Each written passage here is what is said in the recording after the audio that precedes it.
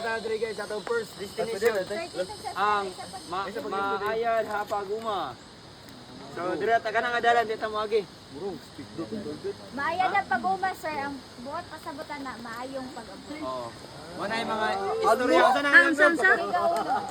Maayad na pag... maayong pag-abot. Maayong In pag-abot. English, welcoming. Kung sa lingwahe day dire. Higaunon, ma'am. 60% diri sa Rubo. Pila ka person? 60, ma'am.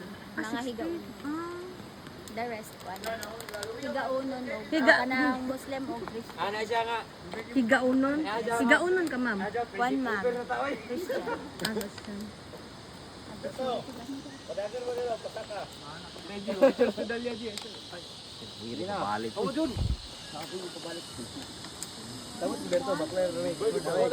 Ano sa restaurant sa higaunon? Nana ma'am, maayan sa pag-uma, dito pictures, mga kuan pa. Wala yan yan. Ay, wala.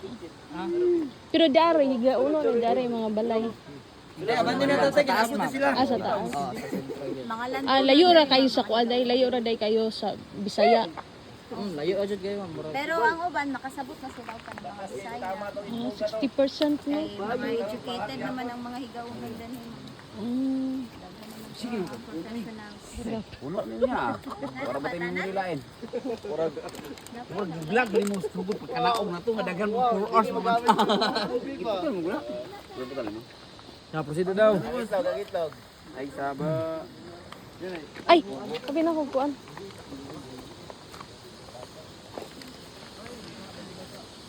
Pink dito ano, pink.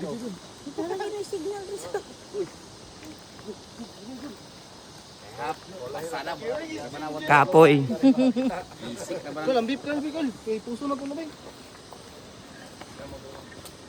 Tereng tereng. Welcome to Kamas Kamas.